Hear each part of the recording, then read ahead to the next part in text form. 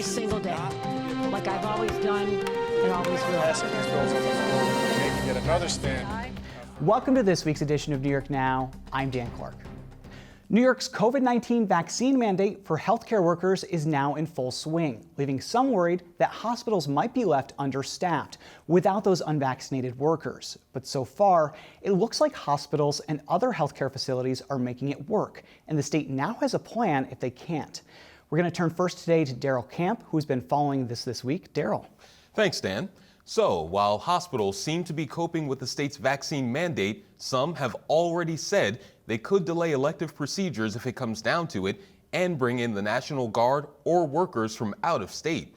The Hochul administration has already said it has a plan in place to make that transition easier if it comes down to that. But hospitals are still keeping an eye on staffing because they can't predict what their intake will be like on any given day. Right here in the Capital Region, Albany Medical Center is giving workers a short grace period to get vaccinated before they take action. That's according to Albany Med CEO Dr. Dennis McKenna. These employees have been noticed that they will be suspended without pay for 7 days, and then if they do not get the vaccine, they would have to exit the organization. However, that doesn't apply to all unvaccinated workers, as Dr. McKenna did say that there are a few religious and medical exemptions for vaccines. So, Daryl, I did hear on Thursday that Albany Med has closed some urgent cares to fill in that staffing in the emergency rooms, right? 2 of them in Mechanicville and Guilderland, but it's sort of a chicken or egg scenario because, once again, emergent cares are there to divert from emergency rooms. So if those staff are at the emergency rooms, are we really balancing the workload? I guess we'll have to wait and see. That's a really good point, actually, because urgent cares are meant to replace these ERs because they're already overloaded. More of a supplement, in a sense. Yeah, exactly. So I guess we'll see if that happens more across the state. I don't know. You could argue right now that they could already use the National Guard workers and out-of-state workers to sort of supplement since we have to close urgent cares. Also a very good point. Thank you, Daryl. And it wouldn't be a week in New York without a little politics. New York City Public Advocate Jumaane Williams said this week that he's forming an exploratory committee for a potential run for governor. And Attorney General Letitia James appeared to inch closer to her own run for governor. She spoke to business leaders in New York City Thursday, and here was one telling moment. Hope is the right segue to this next question. Are you running for So it was governor? great. It was a wonderful breakfast. I'm so glad that all of you are here. It's a packed room. It really is. I am focusing on my work, putting my head down, serving all of you as the Attorney General, and I must leave you now to pursue that work. Thank you. God bless you. And we've also got an update on that fund the legislature passed this year with COVID relief for undocumented people. Let's talk about it with Masara Makati from the Times-Union and Kate Lisa from Johnson Newspapers. Thank you both for being here. Thanks for having us. Of course. Masara, I want to go to you first. You had a great story this week about the Excluded Workers Fund, which is, as I said, a COVID relief fund for undocumented people because they weren't eligible for other relief. So some immigrants are saying that there are barriers to this, that there are a lot of hurdles that make it not so open to a lot of people. Tell me about it. Yeah, so essentially there are a few different documents that the immigrants have to apply for the funds. But the nature of a lot of the work that undocumented immigrants have and the way that they live their lives makes it more difficult for them to get those funds. For example, a lot of immigrants are cash employees, right? They get paid with cash. But you have to have like a W-2 form or a pay stub or something to submit when you're applying for the funds to show that you lost out on a certain amount of money during the pandemic. When you're a cash worker, where are you going to get those W-2s from? Right. Where are you going to get the pay stubs? Exactly.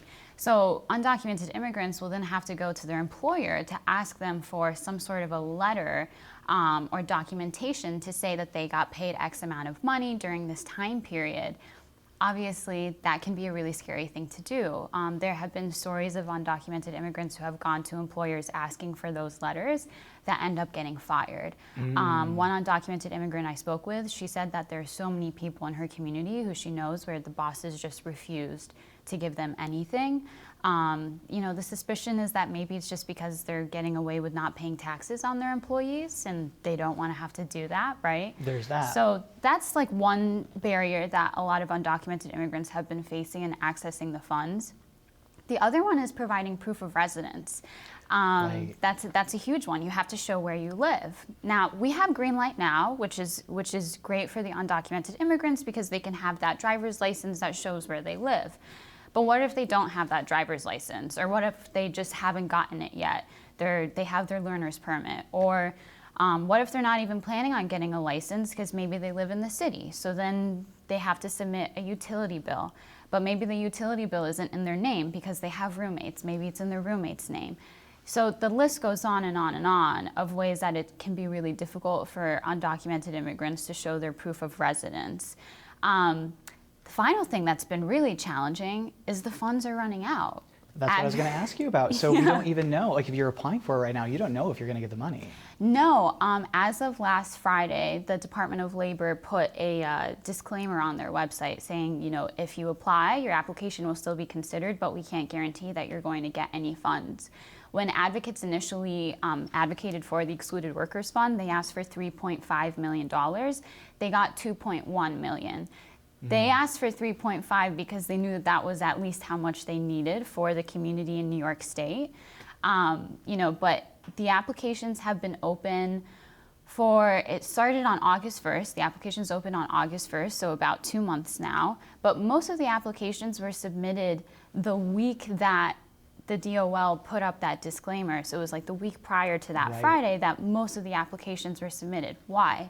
It's because it takes a lot of organizing to, you know, figure out the support and the resources to help undocumented immigrants submit their applications for these funds.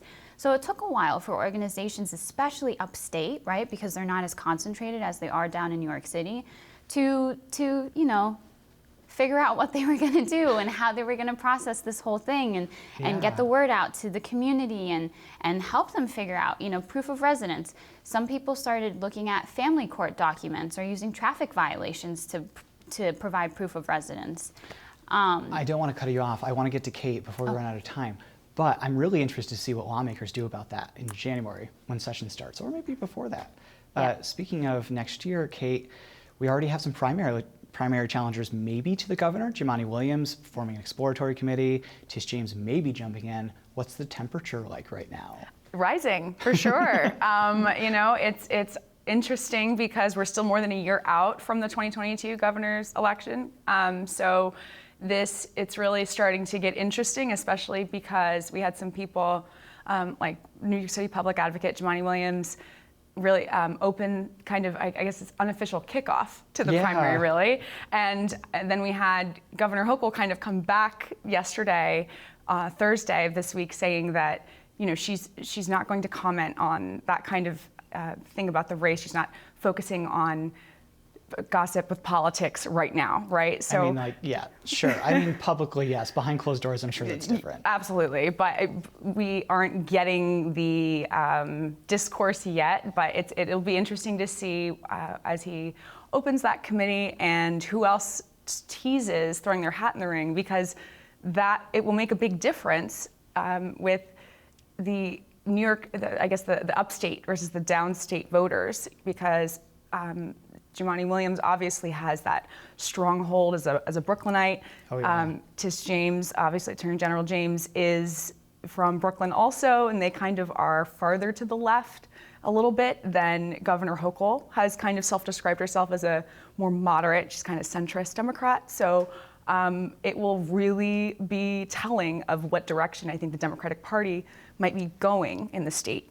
And in about 45 seconds, do you think that this is a repeat of 2018 where somebody jumps in the race and drives maybe Governor Hochul even further to the left, like how Cynthia Nixon basically forced Cuomo's hand on marijuana? Right. That is totally possible because since Governor Hochul is from upstate, right? I mean, now she has Lieutenant Governor Benjamin, who is from Harlem, so she's got her upstate, downstate balance for her ticket. But I do think to appeal to those voters down there that more far left, it could push some of her politics far left as the next year unfolds. So we'll have to see what happens. We'll see. It's going to be really, really interesting. Exciting, yeah. Kate Lisa from Johnson Newspapers, Masara Makati from the Times-Union. Thank you both so much. Thank you.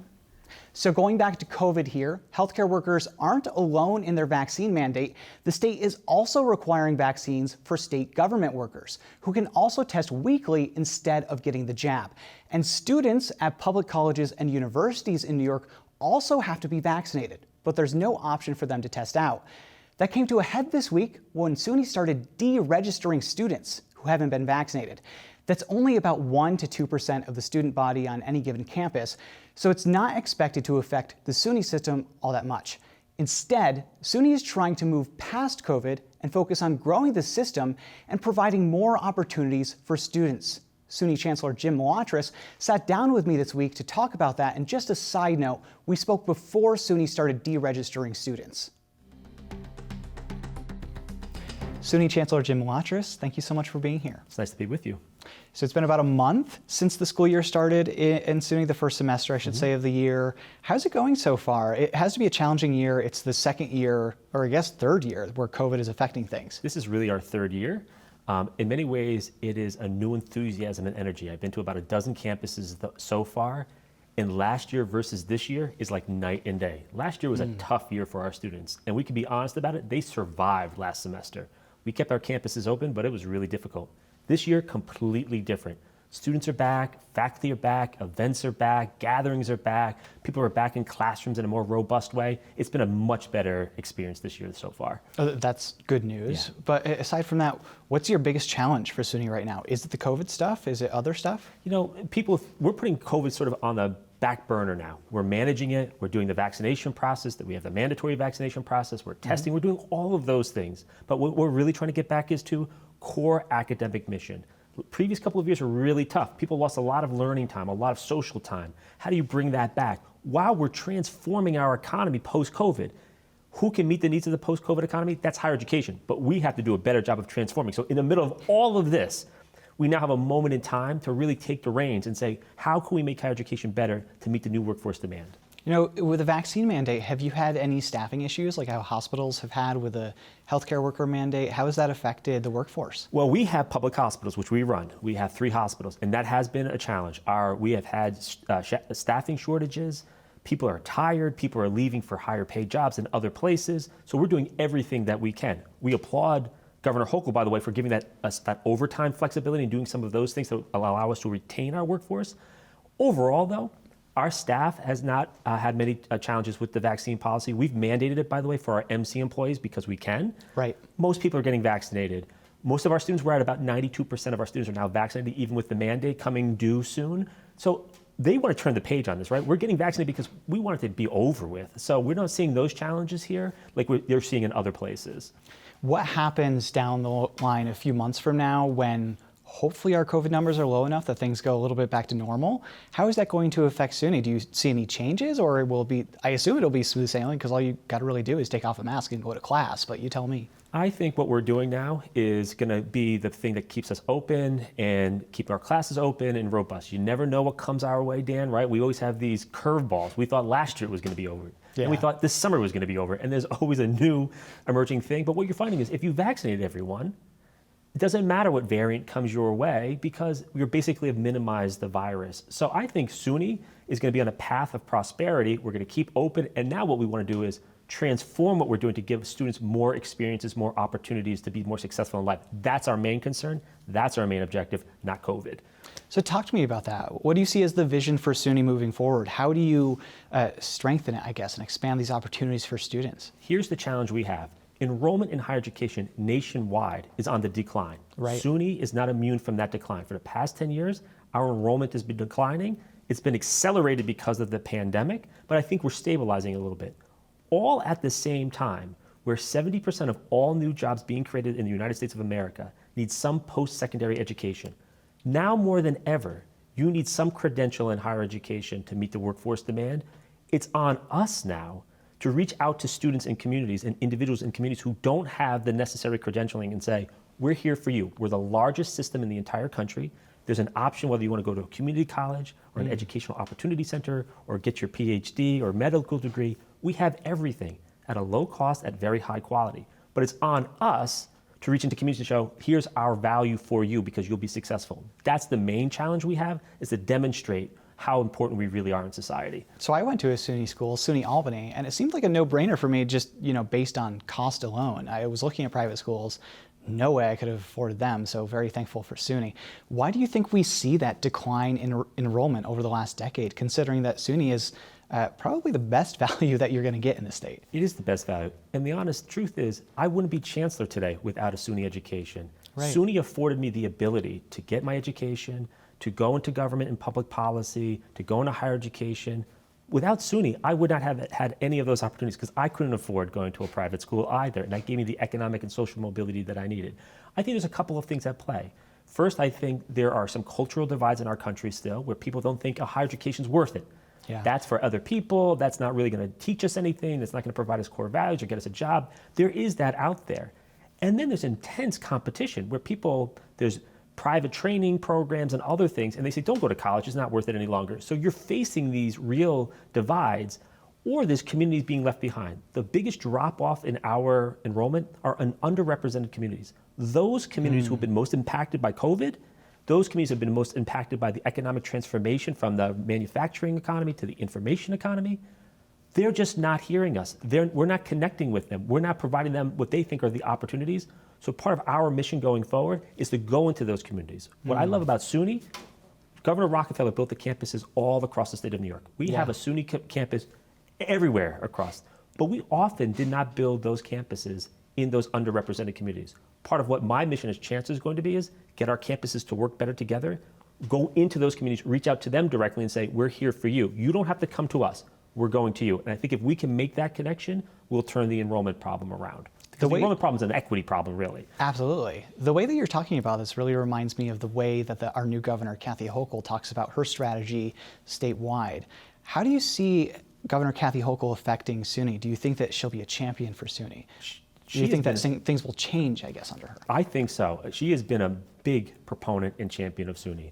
Often what a chancellor does is go around to many campuses. We try to elevate the status of the campuses by doing events and other things. Governor Hochul was always there. Governor Hochul understands the system. Yeah. She understands what we can do for workforce. By the way, 1/3 of all of our workforce in New York State are SUNY graduates. 1/3, more than 1/3. That's a huge part of our workforce. Yeah. She understands that how we are the economic engine driving the workforce training. Second piece is she understands our students. There are many barriers to college: childcare, hunger, housing insecurity. She's been in the forefront of those issues, especially childcare. Childcare, so absolutely. she gets our student body, she gets our value. I think we're going to have a much better approach with Governor Hochul leading the way because she really believes in public higher education. Looking ahead to next year, obviously it's months away, but do you think that SUNY needs more funding from the state in next year's budget to do all of this? Obviously you have a lot on your plate. I think we need more resources. I think that's a really important thing for us. If we want to have more academic opportunities, we need to hire more faculty. Yeah. I think if you look at what we're doing with the Educational Opportunity Program, which the legislature and the governor did give us an infusion like we've never had before, 20% increase in EOP. Mm-hmm. That's a foundational thing to give the supports we need for underrepresented students to be successful in college. That money is going to go a long way, but we still have 14,000 applicants for 8,000 slots.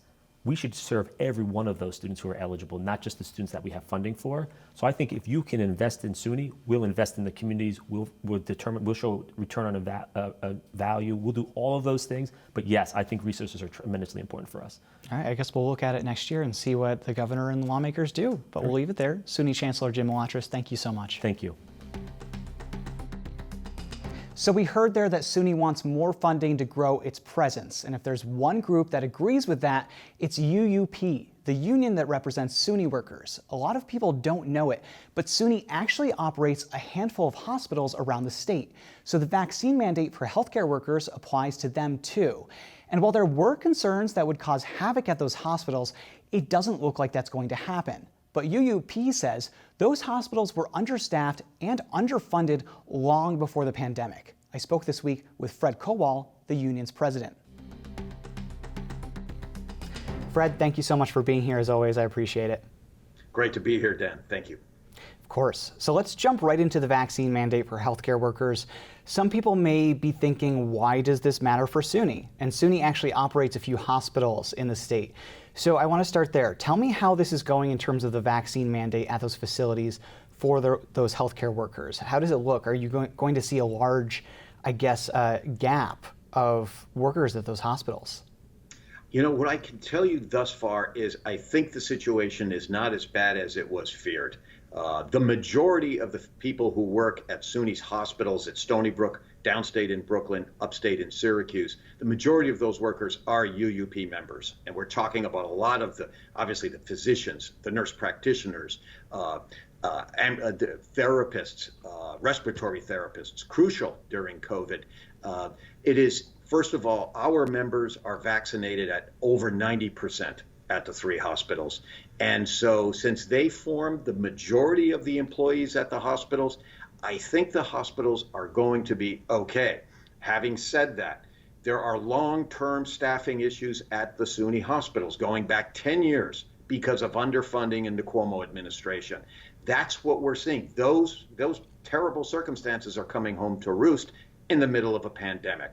But I think the reality for our members at the hospitals, they did a really good job about getting themselves vaccinated and committing themselves to the health and well-being of the community and the patients they serve. So our members are doing a good job with that. But there are several hundred who are still not vaccinated who will face disciplinary charges, but we've done everything to ensure their rights are protected. Yeah, so what happens to those workers in terms of disciplinary charges? Are we talking about those workers having to leave their jobs or I guess being fired because they're not vaccinated? I know the different unions around the state were trying to work with the administration on some sort of solution. Yes, we were able to work with the administration and come to an agreement whereby what's called Article 19 in our contract, all of the due process protections there are maintained. So an individual is put on suspension as of yesterday if they were not vaccinated. They can use vacation time or other accumulated leave so that they can get some pay because they're on leave without pay, suspended without pay. But they're also eligible for their health insurance benefits, so they're protected in that way. And then there is a normal disciplinary process, a hearing and so forth, so that, you know, the clarity about what they are being disciplined for, in this case, not being vaccinated. All the while, they can certainly become vaccinated and be back at their workstations. And that's what we're encouraging them to do and have been doing consistently over the last few months. When you talk about disciplinary action, are we talking about any other options other than termination here for these workers? Is there any kind of loophole that they can use to avoid being fired besides using their paid time off for that gap that they have where they can't work but haven't been vaccinated? Well, we do know that there is a medical exception to the vaccine. It depends on how the state and the institutions want to interpret that. And there is also uncertainty right now about the religious objection. That pretty much rests on what the federal court decision coming out of Utica will be over the next couple weeks. But those are two categories where potentially individuals could avoid getting vaccinated while also avoid eventually being terminated. The fact of the matter is, in these circumstances, given it was a Department of Health order, individuals may well be terminated if they are not vaccinated and they don't meet those two possible exemptions. So you did mention some staffing issues that aren't related to this vaccine mandate, and I want to dig into that a little bit because if you don't have staff at a hospital to care for people, that's obviously a problem. Talk to me about how this has happened. Has it just been a case of underfunding by the state? Is it enrollment in terms of the students that learn at these hospitals? Why are these facilities so understaffed? Well, the circumstance really develops, the problem develops about 10 years ago when the Cuomo administration began to aggressively try to reduce the state funding to state hospitals that are ultimately the responsibility of the governor. And he aggressively tried to remove what was then called a subsidy. I prefer to call it mission funding. This funding is used to treat patients while also educating future healthcare professionals, because these are teaching hospitals. Eventually, 2 years ago, the governor was successful in zeroing out what at one point was a $120 million worth of state funding for the hospitals. What that has translated to is staffing shortages across the board at all 3 hospitals. And yet, apparently, Governor Cuomo thought that downstate was so important, he made it a COVID-only hospital during the height of the pandemic in New York City. Unfortunately, the funding was not there to support downstate or the other hospitals. Let's remember, the pandemic continues. These hospitals take all patients, treat all patients, and are remarkably successful in doing so. But they are short-staffed. They can't compete with the private hospitals. And in that circumstance, the answer is simple. We need state funding. I am hopeful that the Hochul administration understands this and will work with us and SUNY to get the funding the hospitals need. All right, we'll see how it shakes out in the state budget next year. But for now, thank you so much, Fred. Fred Kowal from United University Professions. Thank you so much for being here. Thanks very much, Dan. We'll get a better look at next year's state budget in January when Governor Hochul gives her first budget address. But until then, thanks for watching this week's New York Now. Have a great week and be well.